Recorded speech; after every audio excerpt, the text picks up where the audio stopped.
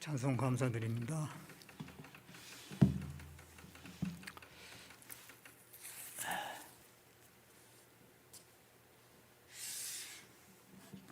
안녕하세요. 기도하고 시작하겠습니다. 거룩하시고 자비로우신 우리 아버지 하나님, 우리가 죄 가운데 있을 때에 하나님께서 먼저 우리를 사랑해 주셔서 주 예수 그리스도의 보배로운 피로 우리 죄를 영원히 속죄해 주시고 그 복음의 말씀으로 우리를 불러주셔서 구원의 은혜를 깨닫게 해주시고 하나님의 자녀로 삼아주시고 주님의 몸된 교회 가운데 거해서 주님과 복음을 위해서 살 수 있도록 인도해 주시고 우리를 늘 보호해 주시고 필요한 것을 채워주신 하나님, 그 은혜를 감사를 드립니다. 오늘 주일을 맞이해서 하나님 말씀 앞에 모였습니다. 주님께서 우리에게 필요한 말씀을 주시고 이 혼탁한 세상 가운데서 그리스도인으로서 어떻게 살아야 될 것을 더욱 분명히 할 수 있게 해주시길 바라옵곤 합니다. 세상은 너무도 불안하고 어떤 일이 생길지 예측할 수 없는 그런 불확실한 시대에 우리가 살고 있습니다. 그러나 우리에게 분명한 하나님의 말씀, 진리의 말씀이 있고 주님의 인도하심이 있기 때문에 우리가 소망을 가지고 또 확실한 목표를 가지고 살 수 있는 줄 압니다. 하나님께서 우리에게 가르쳐 주신 그 길을 따라서 주님을 섬기다가 주님 앞에 갈 수 있도록 우리 모두를 붙들어 주시길 원합니다. 여러 가지 고난과 어려움 속에 있는 분들, 하나님께서 특별한 은혜의 손길로 붙들어 주시고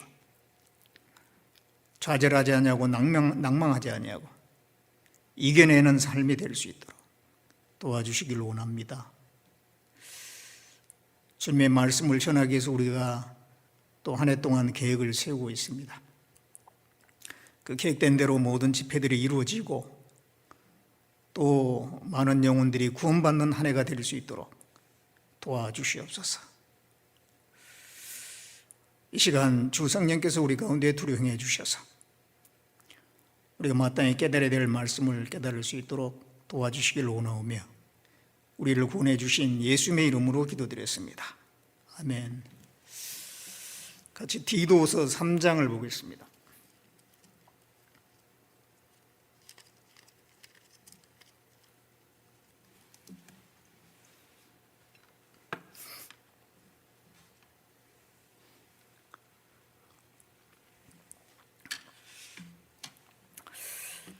디도서 3장 4절부터 8절까지 제가 읽겠습니다.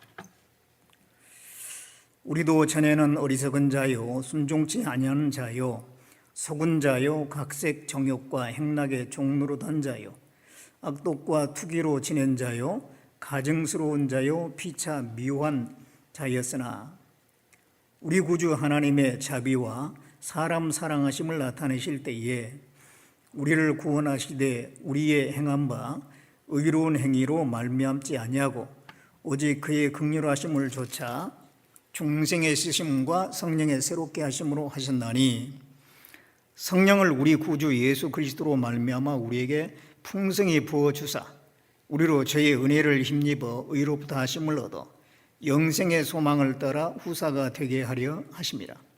이 말이 미쁘도다. 온컨대 내가 이 여러 것에 대하여 굳세게 말하라. 이는 하나님을 믿는 자들로 하여금 조심하여 선한 일을 힘쓰게 하려 함이라. 이것은 아름다우며 사람들에게 유익하니라.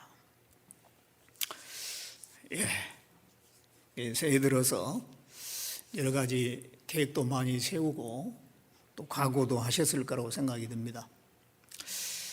우리가 여러 가지 계획과 각오를 세우는데 그것이 하나님의 뜻에 합당한 것이 되어야 되겠습니다. 하나님께서 원하신 것이 뭐고 하나님이 어떤 역사를 이루고 하시는지 우리는 그것을 알고 거기에 함께하는 또 쓰임을 받는 그런 삶이 되어야 되겠습니다. 그런 차원에서 오늘 좀 말씀을 드리려고 하는데요. 이 방금 읽은 이 말씀에 보면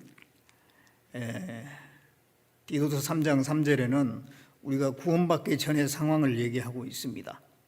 어리석은 자요, 순종치 않은 자요, 속은 자요, 각색 정욕과 행락의 종노릇한 자요, 악독과 투기로 지낸 자요, 가증스러운 자요, 피차 미워한 자. 이 죄 가운데 이 죄의 본성을 따라서 살았던 그런 삶이었죠. 소망도 없고 삶의 목적도 없고 그런 삶이었는데, 이제 4절에 우리 구주 하나님의 자비와 사람 사랑하심을 나타내실 때에 우리를 구원하시되, 우리를 구원하셨죠. 왜 구원하셨냐면은 앞에 있는 말씀대로 하나님의 자비하심으로, 또 우리를 사랑하심으로 구원하신 거죠. 하나님의 그 자비, 그 자비로 말미암아 우리가 불쌍히 여겨서, 아담 안에서 지옥 갈 운명에 있는 우리를 불쌍히 여겨서 그 사랑 때문에 우리를 구원하셨는데, 어떻게 구원하셨냐면은 우리의 행위하고 상관없이 오로지 하나님의 은혜로 구원해 주신 거잖아요. 그래서 우리를 구원하시되 우리의 행한 바 의로운 행위로 말미암지 아니하고 오직 그의 긍휼하심을 쫓아 중생의 씻음과 성령의 새롭게 하심으로 하셨나니, 우리가 얼마나 선하고 깨끗하느냐 그런 여부하고 아무 상관없습니다. 얼마나 착한 일을 많이 했는지, 얼마나 하나님을 잘 섬겼는지 그런 거하고 상관이 없죠. 오로지 하나님으로부터 주어지는 그 은혜로 말미암아 우리가 구원을 받은 겁니다. 예수 그리스도의 죽음자 가운데 부활하심으로 말미암아 우리를 거듭나게 하셨잖아요. 그게 중생의 씻음입니다. 그것이 성령의 새롭게 하심. 성령께서 우리 마음속에 그리스도를 깨닫게 하심으로 죄사함이라는 걸 깨닫게 해주셨잖아요. 그래서 거룩하게 해주신 겁니다. 그리고 이제 성령을 우리 구주 예수 그리스도로 말미암아 우리에게 풍성히 부어주사, 구원받은 우리에게 성령을 부어주셨잖아요. 예수 그리스도를 깨닫지 않은 사람, 예수 그리스도의 그 구속의 은혜를 깨닫지 않은 사람은 성령이 들어갈 수가 없죠. 예수 그리스도의 구속의 은혜를 깨닫고 정결하게 된 사람에게, 새 사람이 된 사람에게 성령이 내주하시는 것이죠. 그래서 성령을 우리 구주 예수 그리스도로 말미암아 우리에게 풍성히 부어주사 우리로 저희의 은혜를 힘입어 의롭다 하심을 얻어 영생의 소망을 따라 후사가 되게 하려 하십니다. 궁극적으로는 하나님의 자녀요, 천국을 상속받을 자가 되게 하신 겁니다. 그것을 위해서 우리를 구원해 주셨는데, 이 땅에 사는 동안에는, 구원받고 나서 이 땅에 사는 동안에 또 할 일이 있죠. 그래서 8절에 이 말이 미쁘도다 원컨대 내가 이 여러 것에 대하여 굳세게 말하라. 이 복음에 대해서 굳세게 말하라, 그런 말씀이죠. 이는 하나님을 믿는 자들로 하여금 조심하여 선한 일을 힘쓰게 하려 함이라. 이것은 아름다우며 사람들에게 유익하니라. 자, 이렇게 우리를 구원해 주신 그 목적이 뭐냐면은 천국 가게 하는 것도 목적이고 하나님의 영광을 위해서 우리를 구원해 주신 것도 목적입니다. 그런데 여기에 말씀하기를 선한 일을 힘쓰게 하려 함이라 그랬어요. 선한 일을 힘쓰게 하기 위해서 우리를 구원해 주신 거예요. 그걸 우리가 알아야 됩니다. 디도서 2장 14절, 디도서 2장 14절에 그가 우리를 대신하여 자신을 주심은 모든 불법에서 우리를 구속하시고 우리를 깨끗하게 하사 선한 일에 열심하는 친백성이 되게 하려 하심이라. 여기서도 그가 우리를 대신하여 자신을 주셨잖아요. 예수님이 우리를 대신해서 자신을 내주셨고, 그래서 우리를 구원해 주시고 모든 불법에서 우리를 구속하셨잖아요. 또 우리를 깨끗하게 하십니다. 구원하실 뿐만 아니라 계속 우리를 깨끗하게 하시잖아요. 왜 그렇게 하시냐면 선한 일에 열심하는 친백성이 되게 하려 하십니다. 선한 일을 하게 하기 위해서, 이 선한 일들입니다. 선한 일들을 하게 하기 위해서 우리를 구원해 주신 거예요. 또 에베소서 2장을 보겠습니다.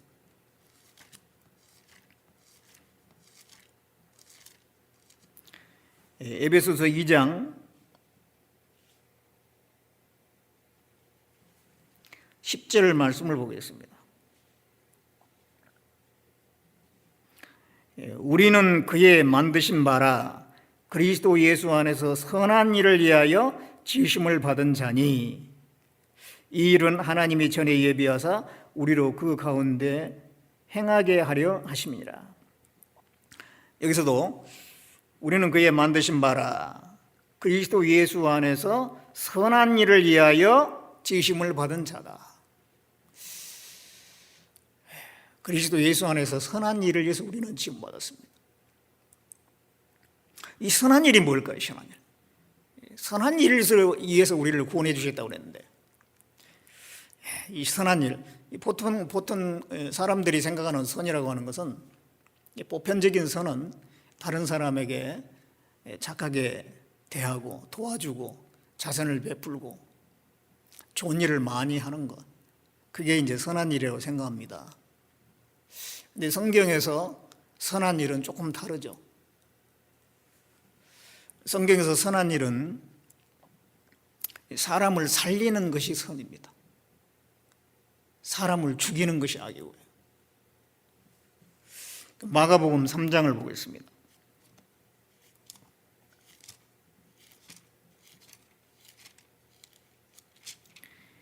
마가복음 3장 4절에 저희에게 이르시되 안식일에 선을 행하는 것과 악을 행하는 것, 생명을 구하는 것과 죽이는 것, 어느 것이 옳으냐. 자, 예수님께서 선을 행하는 것과 악을 행하는 것, 생명을 구하는 것과 죽이는 것, 이렇게 대칭해서 말씀했잖아요. 선이 있고 악이 있는데 생명을 구하는 것은 선이고 죽이는 것은 악이라는 거예요. 그러니까 하나님 보실 때 선한 것은 살리는 것입니다. 살리는 것.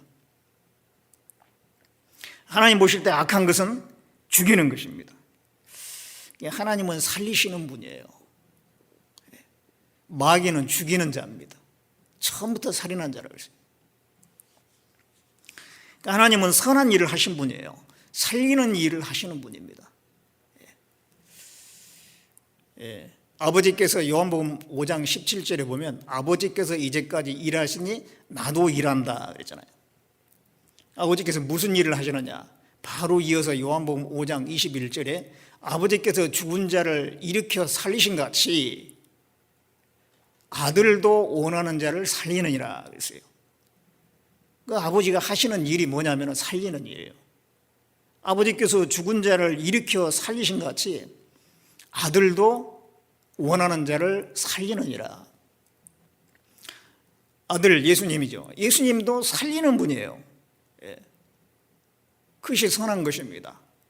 사도행전 10장 38절에 보면 나사렛 예수에게 능력과 성령을 기름부터 다심에 저가 두루 다니며 착한 일을 하셨으니 곧 마귀에게 눌린 자를 고치셨다고 그랬어요. 마귀에 사로잡혀서 지옥 갈 수밖에 없는 그 사망에 처한 그 영혼을 건지는 일이 바로 선한 일입니다. 착한 일입니다. 착한 일. 자, 우리는 무엇을 위해서 살아야 되느냐 좀 생각을 해봐야겠습니다. 많은 일들이 있어요. 이 세상에 많은 일들이 있는데 무슨 일을 하고 살아야 되느냐, 무엇을 위해서 살아야 되느냐. 이 삶의 목적이 분명해야 되잖아요. 이 삶의 목적이 분명하지 않으면 인생을 허비하게 되어 있습니다. 낭비하게 되어 있어요. 인생을 낭비하는 것이 이게 어리석음이죠. 더 나아가서 죄가 될 수가 있어요. 그 빠삐용이라고 하는 영화가 있죠. 이 빠삐용이 어떤 그 누명을 쓰고 그 아주 도저히 빠져나올 수 없는 섬에 그 유배가 되지 않습니까? 그런데 거기서 계속 탈출을 해요. 탈출하다가 실패하고 그러는데 그 빠병이 꿈을 꿉니다. 그 꿈을 꾸는데 재판장들이 쫙 앉아 있어요. 그 재판장이 빠병 너는 유죄다. 그래서 빠병이 말하기를 나는 사람을 죽인 적이 없습니다. 죽이지 않았는데 어떻게 누명 쓰고 감옥에 들어온 거예요. 그러니까 재판장이 뭐라고 하냐면 넌 사람을 죽여서 유죄가 아니고 인생을 낭비한 그 유죄다 그랬어요. 인생을 낭비한 거 그게 유죄다. 그러니까 빠병이 예 맞습니다 유죄입니다. 그 인정을 해요. 예, 인생을 낭비한 것도 죄라는 거예요. 왜 인생을 낭비합니까? 삶의 목적이 올바르지 못하니까. 삶의 목적이 올바르지 못하니까 가치 없는 인생을 사는 거예요. 우리는 뭘 위해서 살아야 되는지 이 삶의 목적을 올바로 정하고 살아야 되는 겁니다. 우리 그리스도인들의 그 삶의 목적은 자기가 정하는 게 아니에요. 우리의 주인 되신 주님께서 정해 주셨어요. 방금 읽은 말씀에 선한 일을 위하여 지으심 받았다고 그랬잖아요. 선한 일을 행하게 하려 함이라 그랬잖아요. 그 선한 일은 사람을 살리는 일입니다. 그 살리는 일을 위해서 나를 구원해 주신 겁니다. 궁극적으로는 하나님의 영광과 기쁨을 위해서 나를 구원해 주셨지만은 이 땅에 사는 동안에는 우리가 해야 될 일이 있는데 바로 그 선한 일을 해야 되는 거예요. 그게 바로 하나님의 일이에요. 그것이 바로 예수 그리스도의 일입니다. 그것이 바로 주 성령님의 일인 거예요. 우리가 그 삶의 목적, 그걸 아주 분명하게 해야 된다고 하는 것입니다. 이 선하신 하나님, 하나님만이 선하시잖아요. 그 선하신 하나님의 최대 관심은 뭘까요? 선하신 하나님의 최대 관심은 사람의 영혼을 살리는 겁니다. 그것을 창세전부터 계획하신 거예요. 디모데후서 1장을 보겠습니다.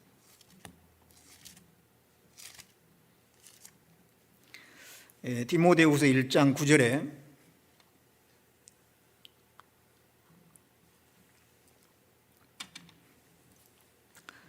디모데후서 1장 9절 하나님이 우리를 구원하사 거룩하신 부르심으로 부르심은 우리의 행위대로 하심이 아니요 오직 자기의 뜻과 영원한 때 전부터 그리스도 예수 안에서 우리에게 주신 은혜대로 하심이라. 하나님 우리를 구원하셨는데 우리의 행위대로 하심이 아니고 오직 자기 뜻과 영원 전부터 그리스도 예수 안에서 우리에게 주신 은혜. 영원 전부터 구원은 계획되어 있었던 거예요. 선하신 하나님이 영원 전부터 인간의 영혼을 구원하기로 계획해 놓았어요.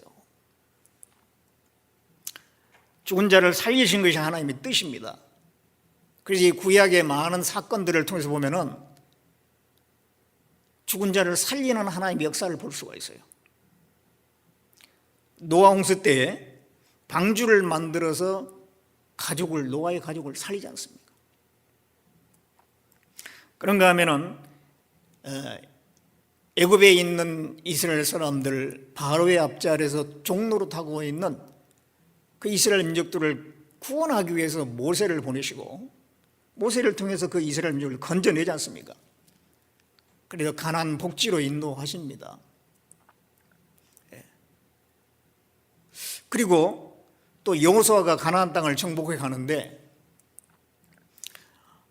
그 라합의 가족을 구원하잖아요. 라합의 가족을 죽지 않도록 보호를 해서 살려내잖아요. 그리고 여호수아가 가나안 땅을 정복하는 거는요, 오늘날로 보면은 한 사람 한 사람 그 속에 그리스도의 그 깃발을 꼽는 것과 같은 거예요. 성을 정복할 때 사람의 마음은 성과 같다고 그랬습니다. 성을 하나하나 정복해 나갔는데 그것은 바로 사람의 그 마음 속에 그리스도의 깃발을 꼽아가는 것과 같은 겁니다. 그리고 이제 보면은 엘리야가 과부의 아들을 살립니다. 사르밧의 과부의 아들이 죽었어요. 엘리야가 그 과부의 아들을 살리기 위해서 입에 입을 맞추고 손에 손을 맞추고 발에 발을 맞추고 온몸을 거기에 다 그 아이에게, 죽은 아이에게 맞춰서 기도하고 몇 번을 기도하고 그렇게 해가지고 그 아이를 살려내잖아요. 또 엘리사는 수넴 여인의 아들을, 죽은 아들을 또 살려내잖아요. 먼 거리를 달려가가지고 또 그 아이 위에 엎드리고 기도하고 그렇게 해가지고 그 아이를 살려내요.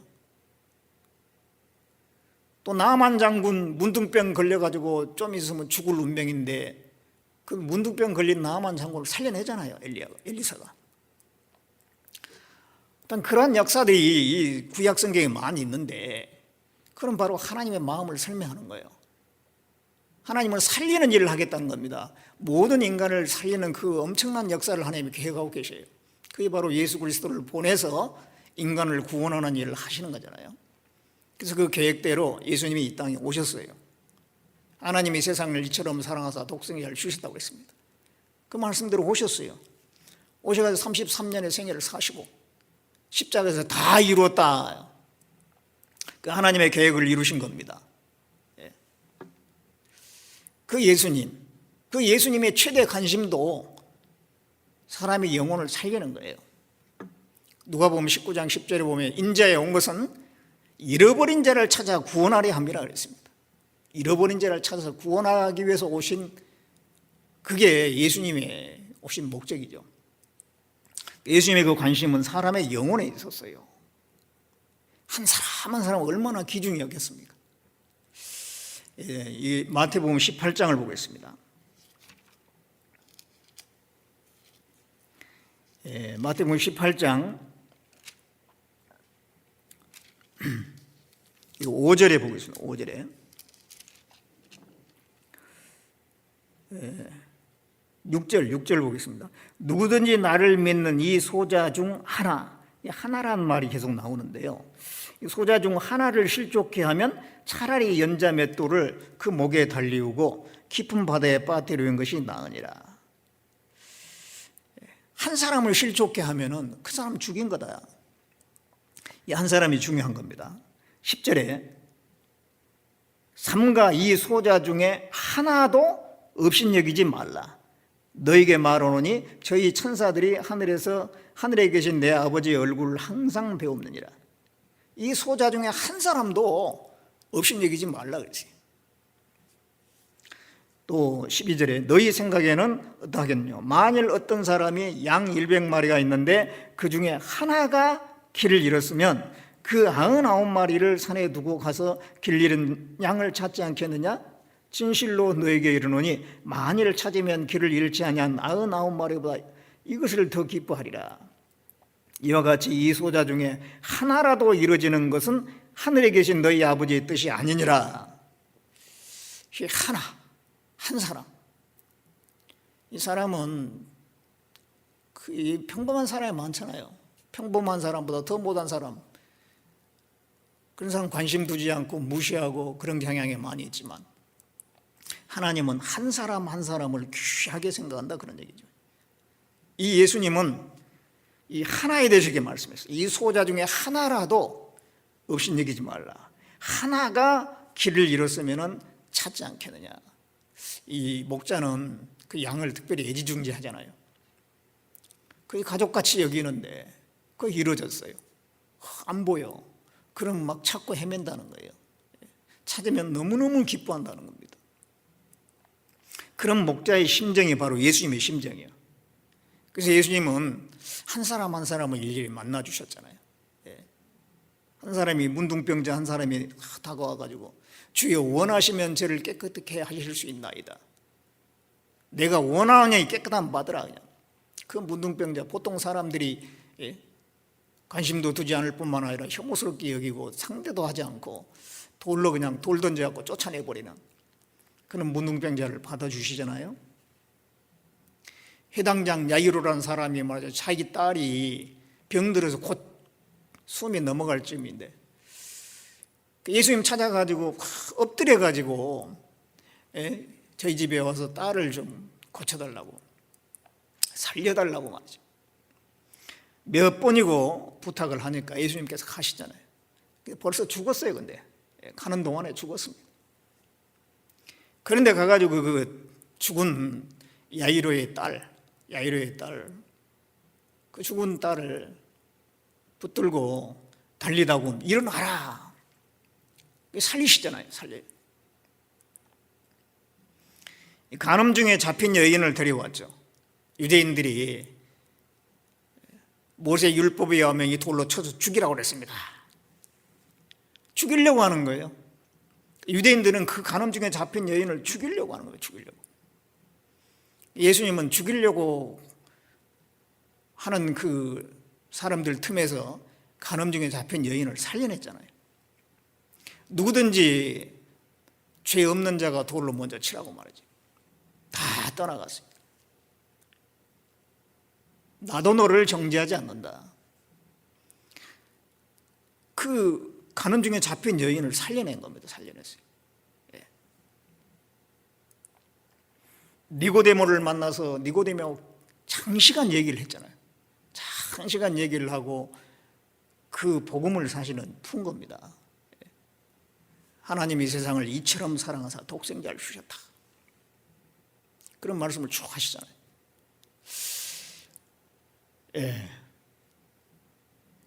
그 한 사람을 붙들고 장시간 얘기를 하셔요. 38년 병자를 만나 주셨습니다. 예. 중풍병자를 만나서 온전케 만들어 주셨습니다. 한 사람 한 사람을 예수님이 다 이렇게 만나신 걸 봅니다.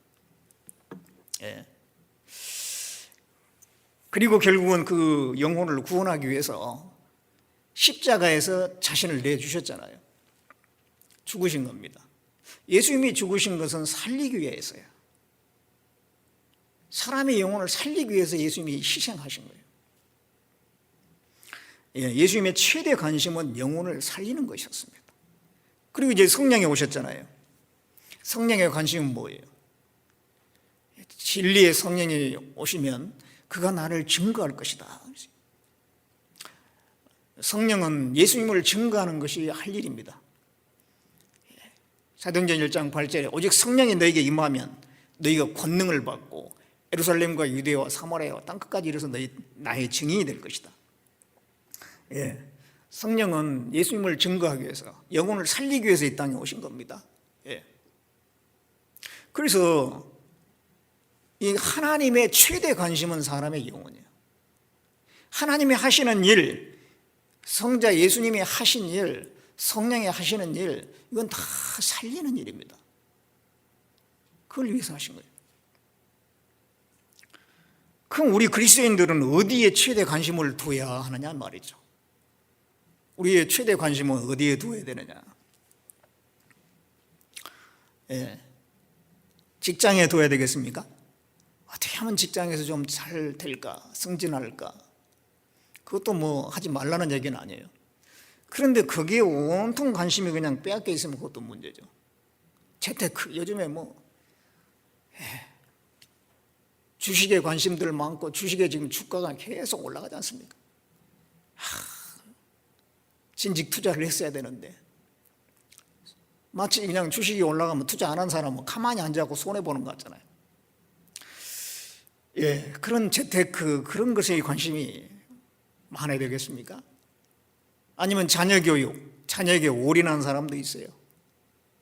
어떤 사람은 정치에 또 관심이 많고 어떤 사람은 또 스포츠에 그렇게 또 관심이 많고 아니면 그리스도인들이 무슨 과학 문명 발달에 위해서 뭔가를 공헌을 해야 되겠습니까? 그런 것이 뭐 그런 일을 전혀 하지 말라는 얘기는 아니죠. 우리의 주 관심거리는 아니라는 얘기죠. 그리스도인의 정말 최대 관심은 뭐냐 이죠. 죽은 영혼을 살리는 것이죠. 그것이 가장 선한 일인 거예요. 우리는 다른 선한 일도 뭐 해야 되겠습니다만은 최고의 선이 뭐냐 그걸 알아야 돼요. 최고의 선. 하나님이 여기시는 최고의 선은 죽은 영혼을 살리는 겁니다. 예, 우리가 할 일도 그 일입니다. 우리가 할 일도 잠언 11장을 보겠습니다.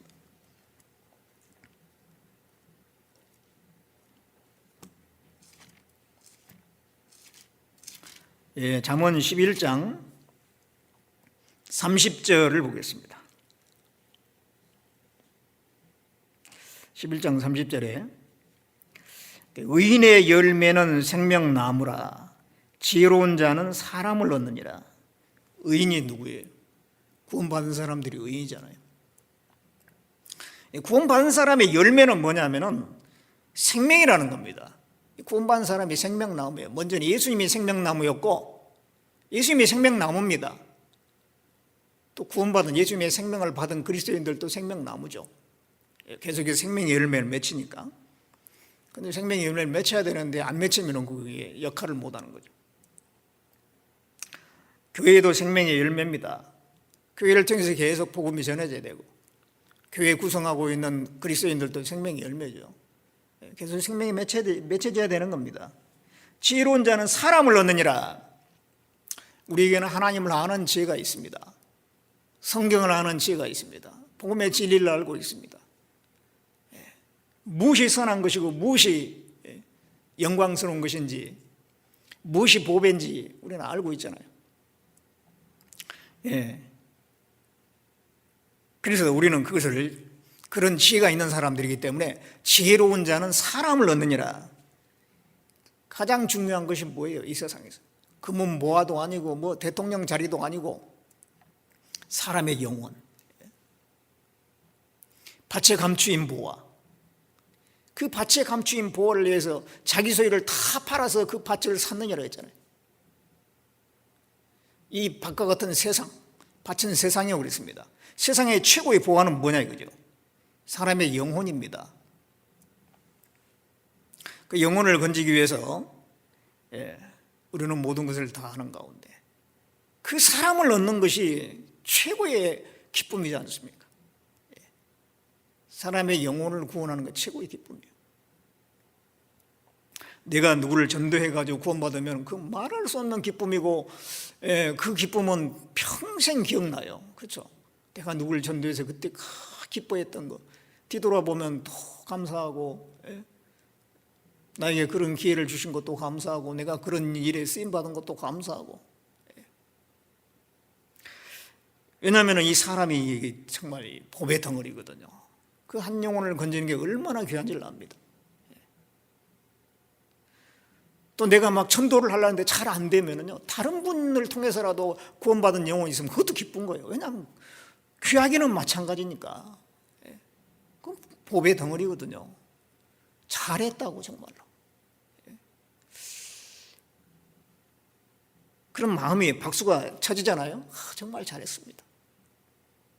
그 한 사람 한 사람이 너무도 귀하니까. 사람을 얻느니라. 이 사람보다 더 귀중한 게 없어요. 12장 6절을 보겠습니다. 12장 6절을 보면 악인의 말은 사람을 엿보아 피를 흐리자 하는 것이거니와 정직한 자의 입은 사람을 구원하느니라. 악인과 정직한 자는 의인이거든요. 악인과 의인의 구하는 게 다른 거예요. 악인들은 피를 흘리자, 죽이자, 그런 쪽으로 몰아가는 거예요. 이 악인들은요, 자기 중심이에요. 남이 잘 된 거 별로 좋아하지 않습니다. 그래서 남이 못된 쪽으로 자꾸 얘기를 해요. 어떤 가정에 불화가 있다. 그럼 그 중에 이제 아내가 말이죠. 이거 이혼해야 되냐 말하냐. 그래가지고 친한 친구한테 얘기해요. 지금 이런 상황인데 내가 지금 이혼해야 되겠냐고. 아니면 같이 살아야 되겠냐고. 그러면 친한 친구인데요. 이혼해. 그렇게 어떻게 살아. 당장 이혼해. 아마 더 좋은 어떤 사람 만나가지고 살아야지. 그런 식으로 뭐 권면을 잘해주는 것 같은데요. 사실은 그 가정을 깨는 것이고 불행하게 만드는 거잖아요. 어떻게든지 잘 살도록 힘을 합쳐서 마음을 합쳐서 살도록 해줘야 되지.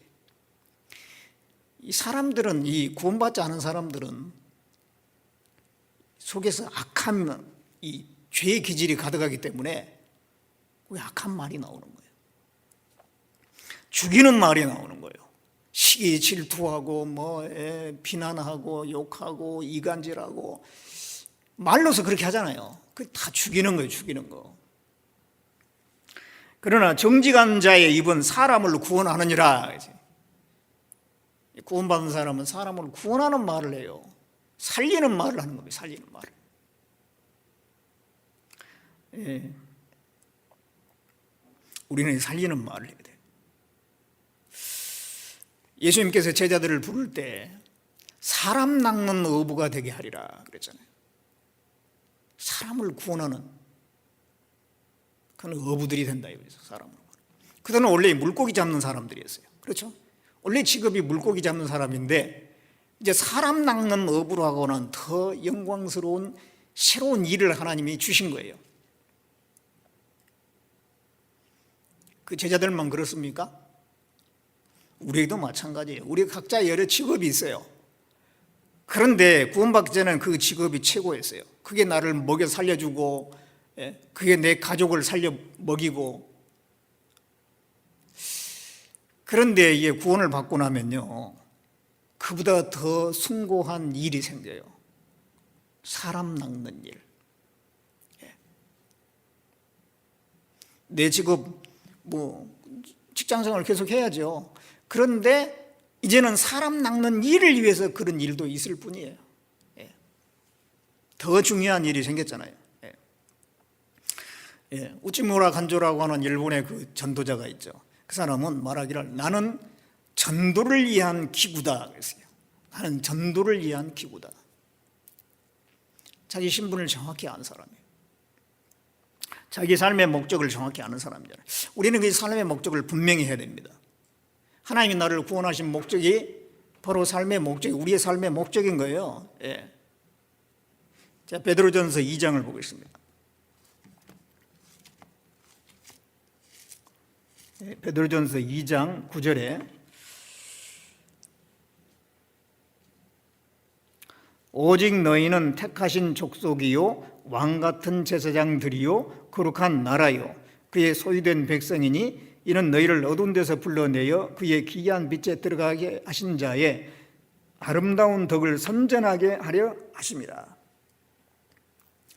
우리가 누군가라는 것을 너무도 이게 정확하게 이 한 구절 속에 표현하고 있지 않습니까? 너희는 택하신 족속이다. 그 세상 많은 사람 가운데 하나님의 자녀로 택함을 받았습니다. 왕같은 제사장입니다. 나중에 우리는 왕처럼 영광스럽게 됩니다. 다 왕이 돼요. 왕이 돼요. 제사장입니다. 하나님을 섬기는 사람들입니다. 거룩한 나라의 백성들입니다. 그 소유된 백성이에요. 하나님의 권속이 됐어요. 우리가. 이렇게 이제 하나님 우리에게 특별한 위치를 주셨는데 그 목적이 또 있는데요. 이는 너희를 어두운 데서 불러내어 그의 기이한 빛에 들어가게 하신 자의 아름다운 덕, 그걸 선전하게 하려 합니다. 이 아름다운 덕이 뭐냐면 복음이에요. 복음의 그 덕이 나타나잖아요. 어떤 죄인도 예수님의 피로 용서해서 천국 가게 해주신다라고 하는 그 아름다운 덕, 이게 복음입니다. 그것을 선전하게 하기 위해서 우리를 구원했다 이거죠. 우리를 어두운 데서 불러내서 기이한 빛에 들어가게 하신 이유가 바로 그것을 좀 전하라 이 말이죠. 우리가 구원받은 연수가 5년 되고 10년 되고 20년 되고 이 구원 연수만 자랑할 게 아니고 그동안 내가 얼마나 많은 영혼을 인도했나,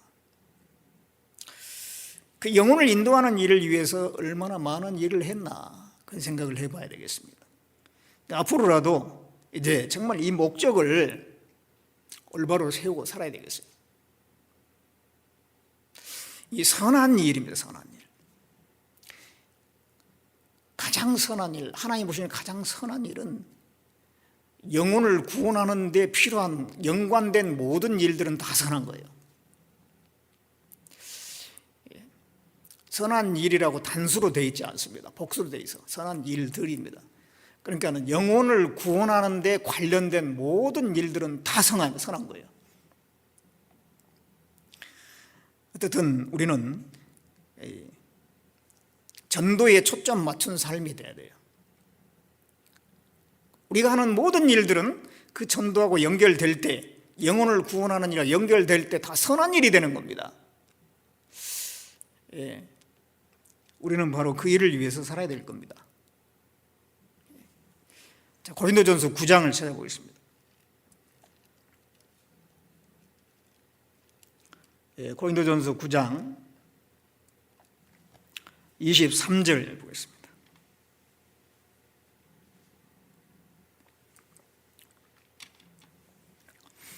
같이 읽어보겠습니다. 내가 복음을 위하여 모든 것을 행함은 복음에 참여하고자 함이라. 이 복음, 내가 복음을 위하여 모든 것을 행함은, 이 한 구절 속에 이 바울이 뭘 위해 살았는지 알 수 있잖아요. 이 바울의 삶의 목적은 너무도 분명했어요. 복음을 위해서 모든 일을 한다. 먹든지 마시든지 어디를 가든지 뭘 사든지 다 복음하고 연결해가지고 모든 일을 한다, 그런 얘기죠. 복음에 참여하고자 합니다. 예, 복음을 위해서 모든 것을 행하면 복음에 참여하고자 합니다. 이것이 우리의 삶의 목적이 되어야 되지 않겠습니까? 그래서 우리의 그 삶은 이 전도에 복음을 전하는 것에 초점 맞추는 삶이어야 돼요. 우리가 왜 죄에서 구별되고 세상에서 구별되어야 합니까? 복음에 쓰임받기 위해서 그런 거죠. 하나님은 깨끗한 그릇을 쓰신다고 그랬잖아요. 디모데후서 2장 21절에 보면 누구든지 이런 것에서 자기를 깨끗하게 하면 귀히 쓰는 그릇이 된다고 그랬는데, 우리가 죄에서 구별되고 세상에서 구별돼야 될 이유가 뭐냐? 그냥 아주 거룩하게 해가지고 누구한테 자랑하려고, 그게 아니고 전도에 쓰임받게 하기 위해서 그런 거예요. 다윗이 밧세바 그 우리아의 아내를 취하고 우리아를 죽였잖아요. 그 죄를 짓고 나서 얼마나 어둠의 시간을 많이 보냈어요. 나중에 나단 선자의 책망을 받고 막 눈물을 흘리면서 회개하면서 뭐라고 기도했습니까? 하나님, 저를 정결하게 해주십시오. 구원의 즐거움을 회복시켜 주시옵소서. 그리하면 범죄자들에게 주의 도를 전하리니 죄인들이 주께 돌아오리이다. 왜 그런 기도를 했을까요? 이 다윗이 죄 짓고 나니까 전도가 안 되는 거예요. 주님을 얘기할 수가 없고 하나님을 자랑할 수가 없는 거죠. 그것이 마음에 너무도 힘들었던 거예요. 이제 책망을 받으면서 돌이키는 마음에서 그게 생각난 겁니다. 이 구원의 즐거움을 회복시켜 주시고 나를 깨끗하게 해주시면 내가 범죄자들에게 주의 도를 전하리니 죄인들이 주께 돌아올 겁니다. 그동안 다윗은 죄 가운데 있었을 때에 전도할 수 없었어요. 하나님을 얘기할 수 없었어요. 깨끗이 못하면 전도가 안 됩니다. 그렇죠? 우리가 이 마음이 깨끗할 때 담대함이라는 게 생기잖아요. 이 아간이 죄를 범했잖아요. 그 여리고성에 취한 물건을 숨겨놨습니다. 그 죄 때문에 아이성 정복하는 전투에서 실패했죠. 하나님이 함께 해주지 않으니까 아이성은 작은 성인데도 이스라엘 민족들이 실패한 거예요. 그 성을 정복하는 것은 지금 같으면 사람의 마음을 정복한 겁니다. 복음으로서 그 마음을 정복하는 거예요. 그런데 죄가 있으니까 하나님이 함께하지 않으니까 역사가 일어나잖아. 그렇기 때문에 우리는 더 거룩하고 세상에서 구별되고 해야 될 이유가 뭐냐? 그 선한 일을 계속 하기 위해서 그런 거예요. 전도를 위해서. 우리가 왜 말씀을 가까이 하고 기도하고 경건 생활을 하고 그 하나님과 올바른 관계를 가지려고 애를 쓰고 왜 그러냐 이 말이에요. 바로 이 복음을 전하기 위해서 그러는 거예요. 내 안에 말씀이 있어야지 또 전도도 하잖아요.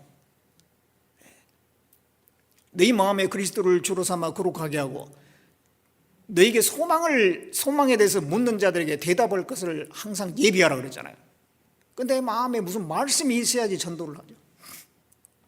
고린도전서 15장 3절에 바울은 내가 받은 것을 너희에게 전했다 그랬어요. 하나님께 받은 게 있어야지 무슨 전하기를 하죠. 그래서 우리는 이 말씀을 가까이 하는 겁니다. 그리스도의 말씀이 풍성히 거하여 가르치고 권면한다 그러지 않습니까? 우리가 말씀을 가까이 하는 것도 전도에 더 쓰임받고 그러기 위한 것이죠. 물론 내 마음을 지키기 위한 것도 있습니다. 내 마음을 왜 지킵니까? 전도를 위해서. 누구라도 이렇게 전도할 영혼이 있으면 내가 거기에 적극적인 마음을 가지고 전도하려면 내 마음이 준비가 돼야 되잖아요. 우리가 왜 교회 생활을 합니까? 교회 안에서 우리가 공급받아야지 열매를 맺는 거잖아요. 가지가 포도나무에 붙어 있지 않으면 열매를 맺지 못하고 다 말라져 비틀어진다고 그랬습니다. 가지가 포도나무에 붙어 있어야지 열매를 맺는다 그랬지 않습니까? 그런 것처럼 내가 왜 교회에 있어야 되냐나 교회를 통해서 복음이 전해지거든요. 또 그 교회 안에 있을 때 내가 공급을 받음으로 나를 통해 열매가 나타나는 거거든요. 교회 생활도 복음을 전하기 위해서 또 하는 거예요. 예, 교회 생활. 학생들은 왜 열심히 공부를 해야 됩니까? 전도를 위한 거죠. 그래서 내가 공부 열심히 해가지고 사람들 앞에서 영광을 받고 나중에 좋은 직장 잡아가지고 행복하게 살려고. 그건 부차적인 거고, 복음을 전하기 위해서는 더 많은 실력이 필요하고 사람들에게 인정받는 것도 필요하기 때문에, 사회적인 위치도 필요하기 때문에 복음을 전하기 위해서 열심히 학교에서 열심히 공부하면서 실력을 쌓는 거잖아요. 직장생활 하시는 분들은 왜 그 직장생활을 성실히 해야 되느냐? 그 성실히 하는 가운데서 그 주변 사람들에게 복음을 전할 수 있잖아요. 또 거기서 얻어지는 소득을 가지고 자기 가족들을 먹여 살리는 것도 있습니다만은 복음에 또 더 많이 쓰기 위해서 그 직장생활을 하는 거잖아요. 그러니까 복음을 위해서, 전도를 위해서 하는 거예요. 왜 우리는 이 결혼을 합니까? 그저 처녀 총각이 나이 됐으니까 결혼하고 두 사람이 이제 만나서 알콩달콩 재밌게 살려고, 그런 게 목적은 아니잖아요. 두 사람이 합해가지고 더 신앙생활을 잘하고 더 복음을 위해서 효과적으로 살기 위해서. 고린도전서 10장 31절에 너희가 먹든지 마시든지 무엇을 하든지 다 하나님의 영광을 위해서 하라 그랬는데, 결혼하는 거 큰 일이잖아요. 하나님의 영광을 위해서 결혼하는 거예요. 그렇기 때문에 너무 그 외모만 보고 그러지 말고, 가진 조건만 보고 그러지 말고, 그 믿음이 좋고 하면은 마음을 합쳐가지고 살다 보면 주님이 함께 하시고 또 그 가정을 통해서 하나님이 영광 받으시고. 영광 받는 게 뭐예요? 예수님의 십자가의 복음이 전해지는 게 하나님께 영광인 거예요. 하나님이 인간을 위해서 하신 일들 많이 있습니다. 우주 만물을 창조하시고 주시고 생명과 호흡과 마음을 주셨는데, 어떤 것보다 가장 큰 일을 하신 게 바로 십자가에 구원하는 일이잖아요. 그것을 하나님도 알아주기를 바라요, 인간들이. 그래서 구원받아가지고 그 사실을 감사하고 기뻐할 때 하나님이 영광이 되는 거예요. 하나님께 최고 영광은 바로 그 십자가의 복음을 깨닫는 겁니다. 그것이 하나님께 최고 영광이 되는 거예요. 그래서 결혼하는 것도 바로 그 하나님의 영광을 위해서, 복음을 전하기 위해서 결혼하는 것이죠.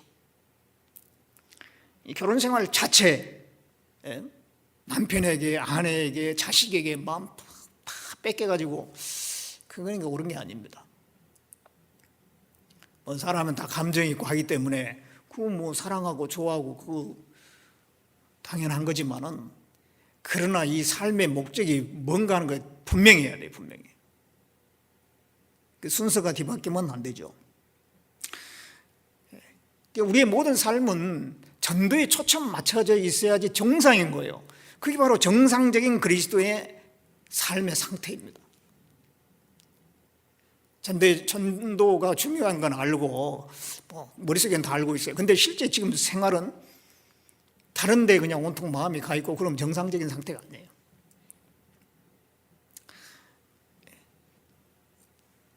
전도를 위해서 어떻게든지 내가 하는 일이 거기에 연결되기를 간절히 바라고 기도하고 준비하고 거기에 함께하고, 이게 정상적인 마음 상태입니다.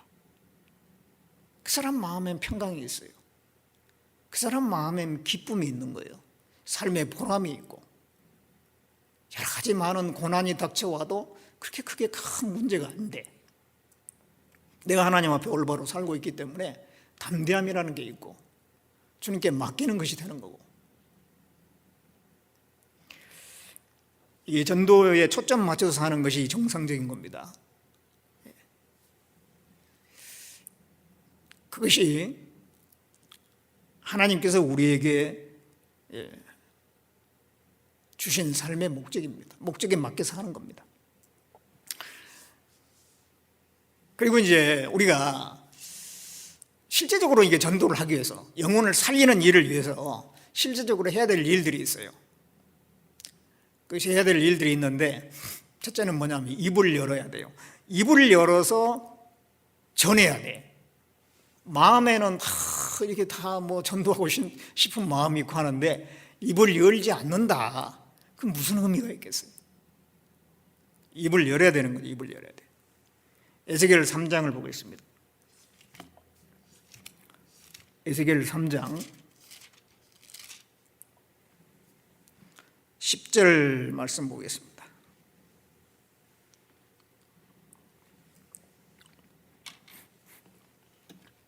10절 11절에 또 내게 이르시되 인자야 내가 내게 이를 모든 말을 너는 마음으로 받으며 귀로 듣고 사로잡힌 내 민족에게로 가서 그들이 듣든지 아니 듣든지 그들에게 고하여 이르기를 주 여호와의 말씀이 이러하시다 하라 하시더라. 에스겔에게 하신 말씀이잖아요. 내게 이런 모든 말을 너는 마음으로 받으며 귀로 듣고, 받고 들은 그 말씀을 그 사로잡힌 내 민족에 가서 듣든지 아니 듣든지 고하여 하나님 말씀이 이러하시다 전하라, 그런 말씀인데, 전해야 됩니다. 전해야 돼요. 우리는 알고 있잖아요. 진리의 말씀을 알고 있어요. 인간에게 무엇이 중요한 건지, 또 지옥 갈 영혼, 지옥 가고 있는 그 영혼을 보면 불쌍히 여기는 마음도 있지 않습니까? 그렇다면은 사랑은 행함으로 나타나는 거예요. 말을 해야 되잖아요. 말을 해야 돼. 듣든지 안 듣든지.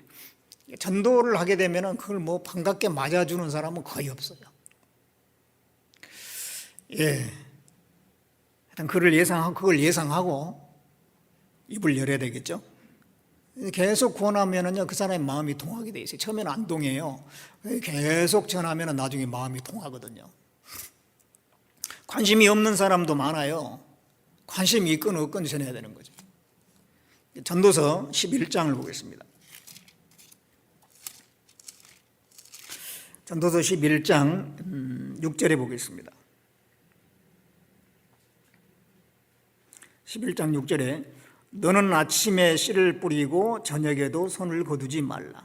이것이 잘 될런지 저것이 잘 될런지 혹 둘이 다 잘 될런지 알지 못함이니라. 아침부터 저녁까지 계속 씨를 뿌리라는 거예요.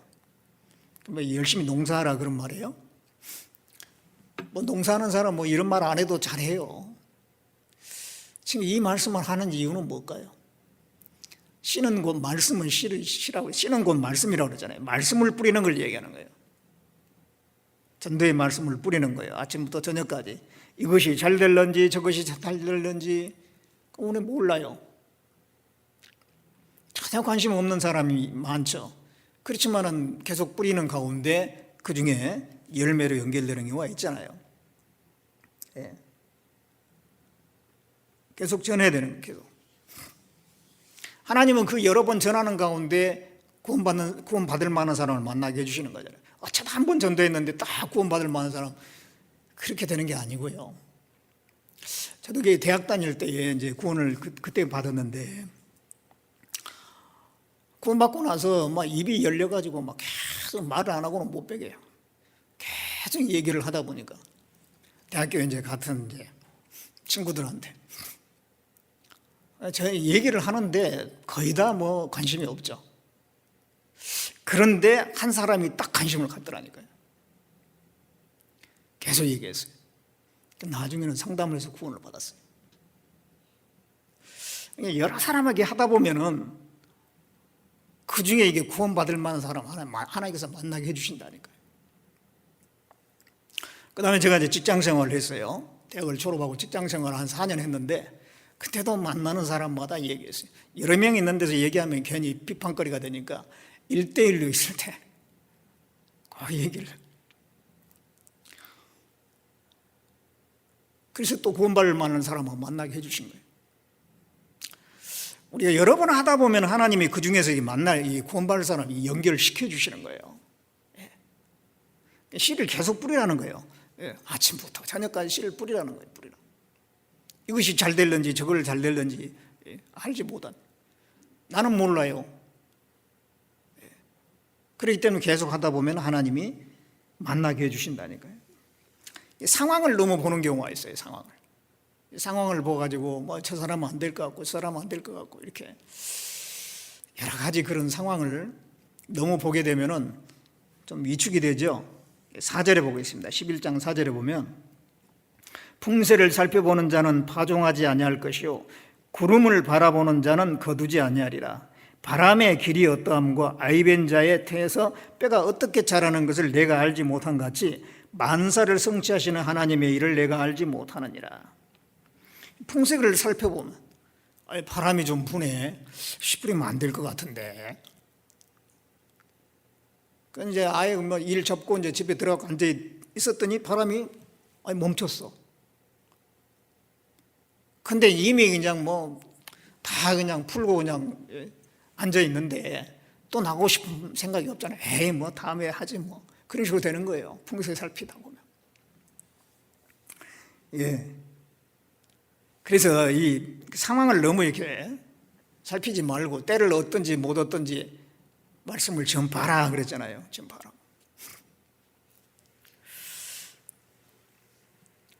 (1912년에) 그 타이타닉호가 침몰했죠. 1523명이 죽었습니다. 그 밤중에 말이죠, 그 배가 그 빙산에 부딪혀가지고 배가 부러지면서 말이죠, 사람들이 다 바다에 떨어져가지고 죽어갔는데, 근데 그 존 하퍼라고 하는 목사가 있었어요. 그 존 하퍼라는 목사는요, 그 부유물에 의지해가지고 떠다니면서 죽을 때까지 전도를 했다고 그래요. 지금 곧 죽어가는 상황이고 너무너무 춥고 그 암흑 속에서 뭐가 잘 보이지도 않고 그런 상황인데도 이게 전도한 겁니다. 그러니까 우리가 너무 이 상황을 요즘 같으면 참 전도하기 힘든 상황이죠. 전도하다가 괜히 욕 얻어 먹을 수가 있습니다. 지금 뭐 교회 가지 말라고 그냥 방송에서 그렇게 하는데 무슨 뭐 전도를 하냐고 막 그런 얘기를 들을 수 있는데, 그런 얘기 들으면 행복하지 않을까요? 내가 이런 얘기도 듣는 거예요. 옛날에 노마의 그 박해 시대에는 전도하다가 잡혀서 죽기도 하고 그랬는데 지금보다 훨씬 더 어려운 상황이었잖아요. 나는 그 정도는 아니더라도 내가 전도하다 욕도 먹고 타박도 받고 참 그래 그나마 감사하다, 그런 생각을 갖는 게 옳지 않을까요? 이 북한에 지하교회가 있다고 그래요. 그 사람들은 누구한테 전도하려면 목숨 걸고 하는 거예요. 전도했는데 그 사람이 신고해버렸다 그러면은 저기 정치범 수용소에 끌려가야 돼요. 아니면 죽든지 말이죠. 목숨 걸고 전도하는 거예요. 목숨 걸고. 상황만 따진다면 그렇게 전도하면 안 되잖아요. 할 상황이 아니잖아요. 수년 전에 어느 교회에 있었을 때 한 자매님이 암에 걸렸는데, 젊은 분이었어요. 40대였는데 암에 걸렸어요. 암에 걸렸는데 그 계속 주변 사람들이 전도하는 거예요. 막. 자기 뭐 이렇게 뭐 오빠에게 전도하고 누구에게 전도하고 막 암에 걸려있는데 결국 나중에 돌아가셨어요. 돌아가셨는데 그 전에 막 전도를 그렇게 열심히 하시더라고. 상황이 전도할 상황이 아닌 것 같은데 전도 열심히 하잖아요. 그러니까 이게 참 이 복음을 전하는 거는 상황을 따질 일이 아닌 것 같아요. 때를 얻든지 못 얻든지 말씀을 전파하라 했어요. 입을 열어야 돼, 입을 열어야 돼. 그리고 이 부끄러워 말고 담대하게 전해야 돼요. 담대하게.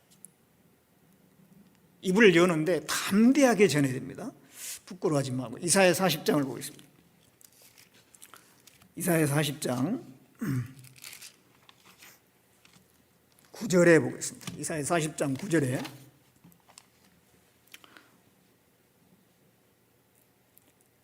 아름다운 소식을 시온에 전하는 자여 너는 높은 산에 오르라. 아름다운 소식을 예루살렘에 전하는 자여 너는 힘써 소리를 높이라. 두려워 말고 소리를 높여 유다의 성읍들에 이르기를 너희 하나님을 보라 하라. 예, 아름다운 소식을 시온에 전하는 자여. 아름다운 소식. 예, 사형수에게 당신 사면이다 이런 소식을 가지고 가면 아름다운 소식이겠죠. 빨리 전해주고 싶겠죠. 예, 찌꺼울 영혼에게 이 복음은 아름다운 소식입니다. 예, 아름다운 소식이잖아요. 그러니까 힘써 소리를 높이라 그래요. 힘써. 예. 두려워 말고. 이 전도하는데 너무 두려워할 거 없어요. 아니 진리잖아요, 진리. 확실한 사실이잖아요. 하나님은 살아계신 게 분명하잖아요. 그리고 성경 말씀은 정말 참된 진리의 말씀이에요. 세상에 거짓된 것이 대부분인데 성경만이 진리잖아요. 그 진리의 말씀을 전하면서 교회는 위축될 필요가 없고, 구원은 최고의 선물이잖아요. 그 최고의 선물을 주려고 하는데 그렇게 모기 소리처럼 너무 그렇게 소극적으로 그렇게 할 필요가 없어요. 두려워 말고 담대하게 소리를 치라 그랬습니다. 그러면서 너희 하나님을 보라 하라. 하나님을 바라보게끔 하나님을 소개해 줘야 됩니다. 예. 확실한 증인의 말은 힘이 있느니라. 영업사원이 자기가 지금 팔고자 하는 제품을 팔려면 그 제품에 대해서 자부심이 있어야 되잖아요. 그래서 그 영업사원들에게는요, 예를 들면 현대자동차 영업사원이다. 그러면은 처음에 이제 그게 신입사원으로 들어가면은 현대자동차 같은 데를 쭉 이제 공장 같은 데 견학을 쭉 시켜주고 또 그 제품에 대해서 충분히 알게 하고 그 제품에 대해서 굉장한 자부심을 갖게끔 만드는 것다고 제가 들었어요. 왜 그렇게 하겠어요?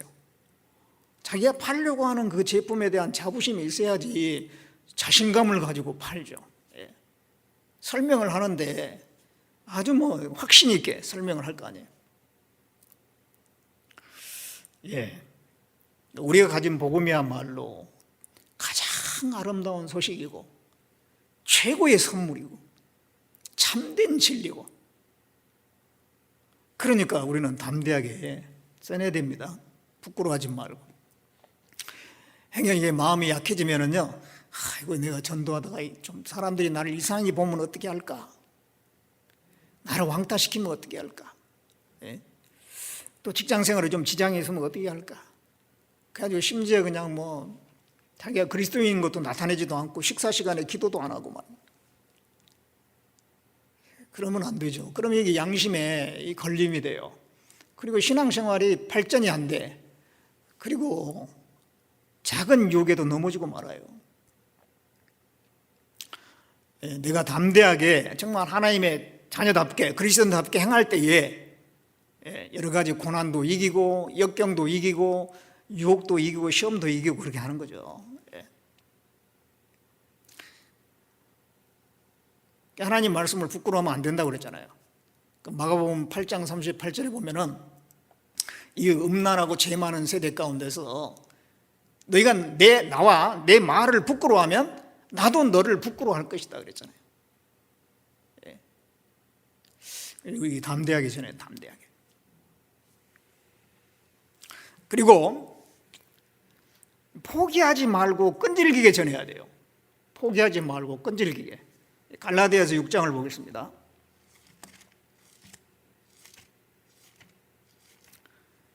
갈라디아서 6장 9절을 보겠습니다.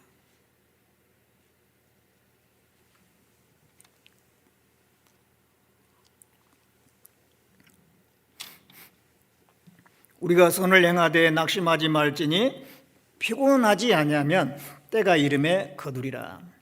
우리가 선을 행하되, 여기 선에는 여기에는 이제 구원받은 가족에게 잘하는 거 이게 여러 가지 들어 있습니다만은 이걸 전도하고 연결할 때, 전도를 할 때에 낙심하지 말지니 피곤치 아니하면 때가 이름에 거두리라. 전도하는 가운데 이게 낙심하면 안 돼요. 끈질기게. 특별히 이게 가족이나 직장인들에게, 주변 사람들에게 전할 때는 좀 오래 걸릴 걸 생각을, 예산을 세워야 돼요. 한 번 가서 전도해가지고 안 들으면 말고 그렇게 하면 안 되고요.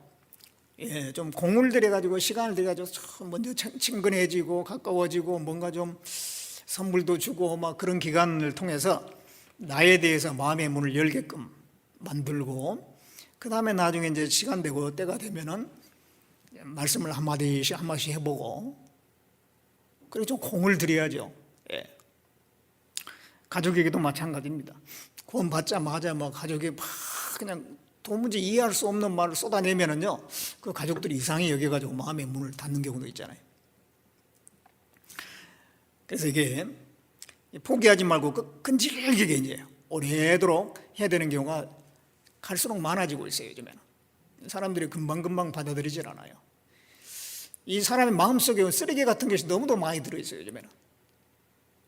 그래가지고 그 맑은 물과 같은 그 복음의 말씀은요, 이상하게 들리는 거예요. 자기 세계에서는 없는 얘기인 거예요.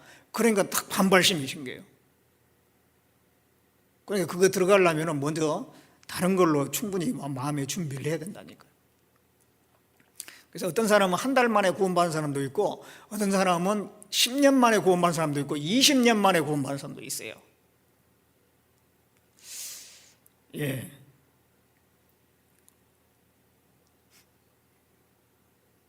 제가 어느 교회에 있을 때에 자매님이 먼저 구원받고 남편한테 전도하려고 하는데, 그 남편을 이제 상담을 해달라고 해서 상담을 했는데 교회 오지도 않아요. 그러니까 집에 찾아갔어요. 근데 상담을 하는데요, 그렇게 관심 없는 사람은 처음이에요. 하나님에 대해서 전혀 관심이 없고 생각도 안 해봤다는 거예요. 또 죽음에 대해서도 전혀 생각을 안 하고 산다는 거예요. 그냥 자기는 직장이 다래요. 직장이 다예요. 죽음에 대해서, 죽음 다음의 세계에 대해서 전혀 생각이 없고 관심도 없어요. 그래서 이 사람 구원받으면 참 힘들겠다 그랬는데요, 그로부터 이제 몇 년이 지났죠. 제가 이제 그 교회에서 떠나 다른 교회로 이제 또 옮겨갔는데, 그 뒤에 소식을 들어보니까요, 수년이 지나서 거의 10년 가까이 됐어요. 그분이 구원받았다는 거예요. 수양회 때 만났습니다. 어떻게 구원받았냐고 막 궁금해가지고 제가. 그랬더니 계속 듣다 보니까 말씀이 들리더래요. 계속 그 아내가 계속 그래도 듣게 했는가 봐. 전혀 관심 없는 사람인데도 계속 듣게. 계속 듣다 보니까 들린 거예요. 그래서 시간이 걸리는 사람이 있어요. 쇠가 있으면은요, 그냥 망치로 두드리면 이게 안 꺾어지잖아요. 구부러지잖아요. 불에다 넣어가지고 계속 달궈야 돼. 계속 달궈가지고 이게 달궈지면은 모양이 딱 바뀌거든요. 그런 것처럼 차디찬 마음이 달궈지려면 시간이 필요한 거예요. 그렇기 때문에 끈질기게 낙심하지 말지니 피곤치 않으면 때가 이름에 거두리라. 인내로 결실한다는 말씀도 있잖아요. 인내로. 농부가 귀한 열매를 바라고 이른 비와 늦은 비를 기다리나니 이와 같이 너희들도 길이 참으라. 그렇게 하는 가운데 한 영혼 한 영혼을 건지는 겁니다. 그리고 이제 우리가 입을 열어 전할 뿐만 아니라 기도를 해야 되죠. 기도를. 요한복음 15장 보겠습니다.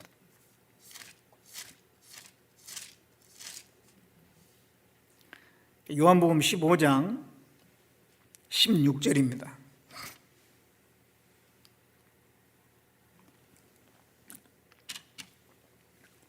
16절에 너희가 나를 택한 것이 아니오 내가 너희를 택하여 세웠나니 이는 너희로 가서 과실을 맺게 하고 또 너희 과실이 항상 있게 하여 내 이름으로 아버지께 무엇을 구하든지 다 받게 하려 함이니라. 예수님께서 제자들에게 내가 너희를 택하여 세웠는데 목적이 뭐냐면 과실을 맺게 하기 위해서 너희를 택했다는 거예요. 근데 그 과실을 어떻게 얻느냐 하면은 내 이름으로 아버지께 무엇을 구하든지 다 받게 하려 합니다. 과실이 계속 이제 맺어질 건데 하나님께 구해서 받는다는 겁니다. 기도해서 구원을 받는 거예요. 구원의 열매가 맺히는 거예요.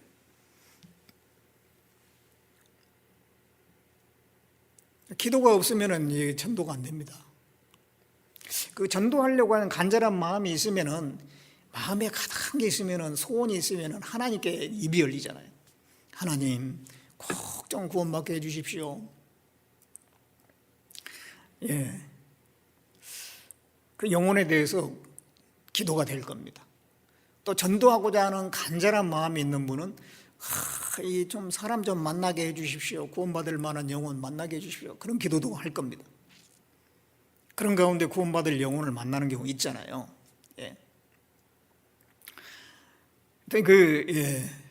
영혼을 건지는 일이 정말 중요한 일인데 중요한 일이기 때문에 더 많은 기도가 필요한 거예요.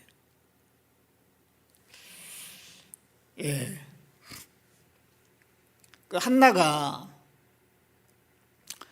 이제 자식이 없어가지고 그냥 힘들었잖아요. 그 엘가나의 그 아내 두 아내 그 한나가 있고 분인나가 있는데 분인나는 그렇게 아이를 잘 낳는데 한나에게는 아이가 없어요. 그래서 한나가 그게 한이 됐죠. 한이 됐어요. 한이 돼가지고 이제 하나님께 기도를 하는데 얼마나 간절히 기도하냐면 막 술 취한 사람처럼 막 그냥. 그래서 엘리라고 하는 제사장이 뭐 대낮부터 술 취해가지고 그러느냐 책망을 하는데 한나가 내가 술에 취한 게 아니고 내가 하나님께 마음을 통하고 싶어가지고 막 이렇게 한다고 말이에요. 한나는 간절한 마음으로 하나님께 기도했어요. 한을 가지고 기도를 한 거예요. 하나님께서 그 기도를 들어주셨잖아요. 사무엘을 주었습니다. 나중에 다른 자녀들도 줬어요. 기도해가지고 자녀를 얻는 경우가 있잖아요. 또 이삭도 40세에 결혼을 했는데 60이 다 되기까지 아이가 없는 거예요. 이삭이 하나님께 기도를 했다고 그러잖아요. 아이를 낳게 해달라고.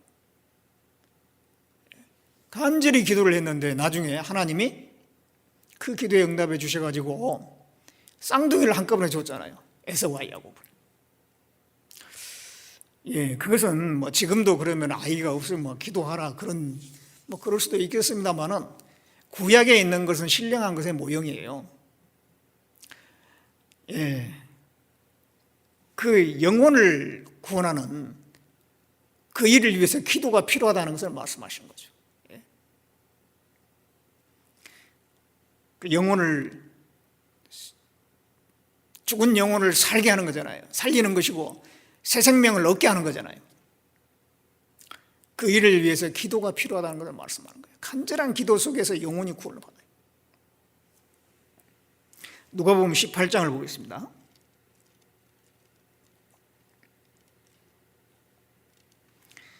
누가복음 18장 1절에 항상 기도하고 낭망치 말아야 될 것을 저에게 비유로 하여 가라사대 어떤 도시에 하나님을 두려워 아니하고 그 사람을 무시하는 한 채판관이 있는데 그 도시에 한 과부가 있어 자주 그에게 가서 내 원수에 대한 나의 원한을 풀어주소서 하되 그가 얼마 동안 듣지 아니하다가 후에 속으로 생각하되 내가 하나님을 두려워 아니하고 사람을 무시하나 이 과부가 나를 번거롭게 하니 내가 그 원한을 풀어주리라. 그렇지 않으면 늘 와서 나를 괴롭게 하리라 하였느니라. 주께서 또 가라사대 불의한 재판관의 말한 것을 들으라. 하물며 하나님께서 그 밤낮 부르짖는 택하신 자들의 원한을 풀어주지 아니하겠느냐? 저에게 오래 참으시겠느냐?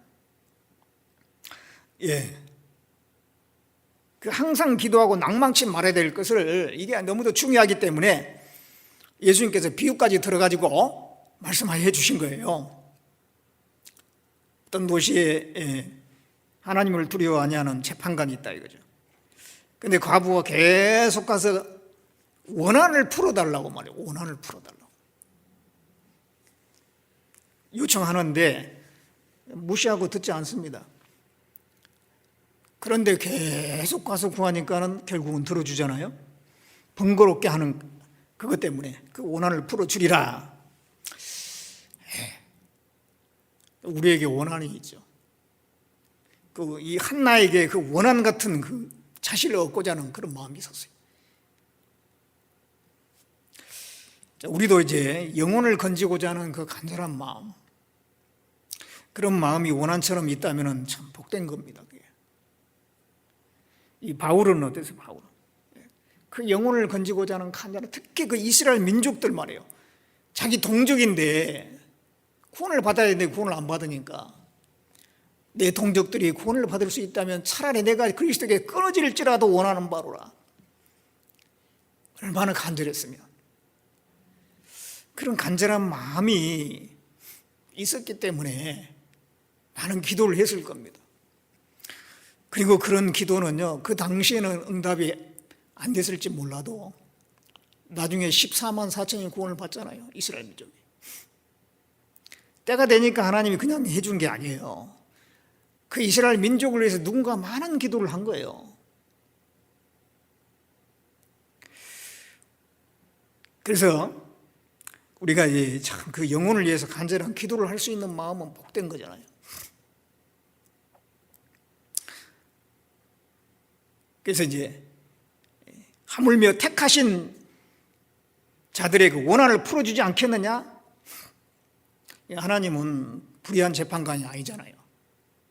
하나님은 자비로우신 분이고 긍휼히 여기시는 하나님이시기 때문에 우리의 기도를 들어주신다는 것입니다. 그 기도를 통해서 역사하셔요. 그리고 이제 우리가 또 해야 될 일이 있는데, 전도를 위해서 해야 될 일이 있어요. 고난과 희생을 해야 됩니다. 고난이 없이 전도가 되겠습니까? 베드로전서 3장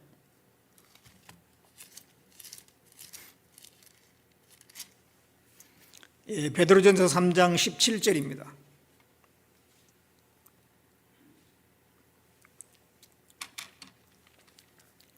(17절) 18절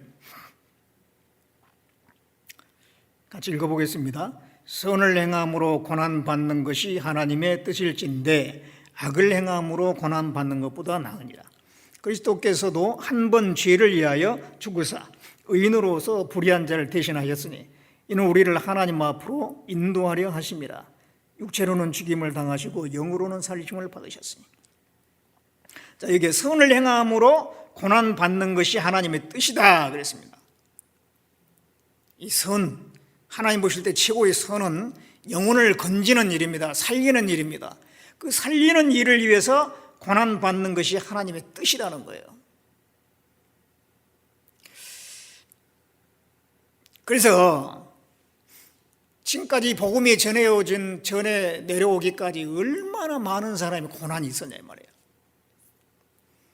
예수님 오시기 전에는 구약 시대에 선지자들이 많은 고난을 당했어요. 예수님 오신 이후에 사도들이 고난을 당했어요. 그 고난 가운데 다 순교하면서 복음을 전했지 않습니까? 또 이제 나에게 복음이 이제 오기까지 과거로 계속 올라가면 얼마나 많은 분들이 고난을 당했겠습니까? 그 고난 가운데 내게 복음이 전해졌어요. 그렇다면 나도 또 다른 사람에서 고난 받는 게 맞잖아요. 내가 다른 사람 영혼 건지기 위해서 얼마나 고난 받았는가, 핍박은 얼마나 받았고 전도하는 과정에서 얼마나 힘든 일이 얼마나 있었는지 우리가 생각을 해볼 필요가 있습니다. 고난을 두려워하고 아니면 싫어하고 꺼려하고 해가지고 회피하고 그런 경우도 있지 않습니까? 이 복음을 위해서 고난받는 것은 하나님의 뜻이라고 말씀하고 있어요. 하나님의 뜻이에요, 뜻이에요. 그 하나님의 뜻인데 그걸 피하면 안 되고요. 나아가야 됩니다. 나아가야 돼요. 선을 행함으로 고난받는 것이 하나님의 뜻입니다. 복음과 함께 고난을 받으라. 이 복음은 고난과 함께 전해지는 겁니다. 이 산모가 아이 하나 태어나게 하는데 한 10달 정도 고생하잖아요. 그러니까 너 낳을 때는 이제 아주 이제 절정의 그 고통을 통해서 출산을 하게 됩니다. 낳기까지 그렇게 많은 고난이 있잖아요. 고난을 통해서 새로운 생명이 태어나는 거예요. 그거는 이 하나님이 정하신 법칙입니다. 법칙이에요. 그래서 고난 없이 쉽게 전도가 될 것이라고 생각하면 안 되죠. 그리고 이제 희생입니다. 희생. 그리스도께서도 한 번 죄를 위하여 죽으셔서 의인으로서 불의한 자를 대신하였어요. 우리를 하나님 앞으로 인도하기 위해서 예수님이 죽으신 거잖아요. 희생하신 겁니다. 희생. 그리스도의 희생을 통해서 내가 구원을 받은 거예요. 이 희생이란 건 참 고귀한 거잖아요. 어떤 존재가 존재하기 위해는요, 희생이라고 하는 것이 지불돼야 되는 경우가 많이 있어요. 그 아이가 존재하기 위해서 엄마의 희생이 있어요. 아이가 잘 자라게 하기 위해서 아빠의 희생도 있어요. 가서 돈 벌어야 되고 뭐 여러 가지 그 희생이잖아요. 현재 대한민국이 있기 위해서 많은 순국 선열들의 죽음이 있다는 거 아십니까? 그 6.25 때 말이에요. 6.25 때 많은 사람이 죽었어요. 심지어는 외국에서 유엔군들이 와가지고 나무나라 땅에 와가지고 말이에요. 그 나무나라 지켜주려고 많이 피를 흘리고 죽었어요. 그분들이 순국 선열들이잖아요. 나라를 위해서 목숨 바친 사람들이에요. 그런 사람들이 있었기 때문에 지금 이 대한민국의 이 참 오늘날의 경제 발전과 지금 잘 사는 세상, 잘 사는 나라, 세계 거의 한 15위 안에 들잖아요. 이런 나라가 되게 되는 데는 순국 선열의 희생이 있었어요. 그런 분들이 없었더라면 이미 공산화 돼가지고요, 북한처럼 너무도 힘들고 그 지옥과 같은 삶 속에 살 겁니다. 그런 그 희생은 정말 높이 평가를 받아야 되잖아요. 현재 내가 구원받게 되기까지 그리스도께서 희생하셨고, 스테반 집사가 죽으셨고, 사도 바울이 희생을 했고, 얼마나 많은 분들의 그 희생이 있었습니까? 그런 가운데 현재 내가 있는 거예요. 내가. 우리는 또 다른 사람의 구원을 위해서 시간도 희생하고 건강도 희생하고 물질도 희생하고 해야 되는 것이죠. 더 많이 해야 될 겁니다. 다들 많이 해왔습니다만은 뒤돌아보면은 부족하죠. 어떤 분들은 목숨까지 내버리는데 우리는 너무 그에 비하면 째째하고 너무 몸살인 경우가 많아요. 좀 더 해야 되는데 참 믿음이 연약합니다. 사실 우리는 더 해야 되겠죠. 그래서 우리는 그런 가운데서 한 영혼 한 영혼을 건지는 일을 해야 되는 것입니다. 아직도 구원받을 영혼이 있으니까 주님이 아직 안 오신 거예요. 구원받을 만한 영혼이 다 이제 끝났다, 더 이상 없다, 그러면 주님이 오실 겁니다. 아직 안 오시고 우리에게 시간을 주신다고 하는 것은 구원받을 영혼이 아직 있는 거예요. 그렇다면 우리가 아직 할 일이 있는 거예요. 할 일이 있어요. 바로 그 선한 일, 가장 선한 일, 그것을 우리는 삶의 목적으로 두고 그걸 향해서 우리는 살아야 됩니다. 그걸 가지고 살아요. 그걸 중심으로 살아야 돼요. 참 이 혼탁한 시대에 우리 눈을 뺏어가는 것도 너무도 많고 마음을 뺏어가는 것도 너무도 많은 이 세상 가운데 우리가 살면서 정신 똑바로 차리고 살려면 삶의 목적을 분명히 해야 되는 거예요. 우리를 선한 일을 위해서 지으신 거예요. 선한 일을 위해서 구원하신 겁니다. 바로 그 영혼을 살리는 일, 그 영혼을 살리는 일을 내가 할 수만 있다면 뭐라도 하겠다는 그런 마음을 가지고 사는 것이 이게 정상적인 삶입니다. 그래서 정말 우리의 삶의 목적을 분명히 하면서 살아야 되겠습니다. 그걸 희미해질 때가 있거든요. 말씀을 들을 때는 확고하게 내가 정말 복음을 위해 살겠다. 내가 이 삶의 목적을 까먹었는데 다시 한번 내가 이 목적을 앞에 두고 평생 살아야겠다, 이런 마음을 품다가 또 시간 지나고 흐려지는 경우가 있어요. 그러면 안 돼요. 이 삶의 목적을 분명히 해야 됩니다. 하나님 우리에게 주신 목적이에요. 그걸 잊어버리지 말아야 돼요. 내일부터 집회입니다. 우리가 그것을 위해서 더 많이 기도를 해야 되겠어요. 어려울수록 더 기도해야 돼요. 편안한 환경에서 더 많은 사람들이 와서 들을 수 있는 그런 전에 좋았던 환경에서는 아마 덜 기도를 했을지라도 지금은 어려운 상황이니까 더 기도를 해야 될 것 같습니다. 그래서 결실이 맺혀지는 귀한 집회가 될 수 있도록 더 많은 기도를 해 주시기를 부탁을 드리고, 또 온라인으로 듣고 있는 우리 형제 자매님들 함께 그 시간에 참여를 해서 또 한 사람이라도 더 데려다가 같이 듣게 하시고, 그렇게 해가지고 올해 몇 번 있지 않는 그 집회를 다들 관심을 가지시고, 우리의 목적이 그거니까요. 삶의 목적이 그거니까 거기에 우리가 더 마음을 두고 살아야 되겠습니다. 하나님께서는 그 사람과 함께 하실 겁니다. 세상 끝날까지 너희와 항상 함께 하리라, 그 말씀은 가서 제자를 삼으라고 하는 그 말씀 다음에 하신 거예요. 복음을 위해 살 때 하나님이 함께 하시는 겁니다.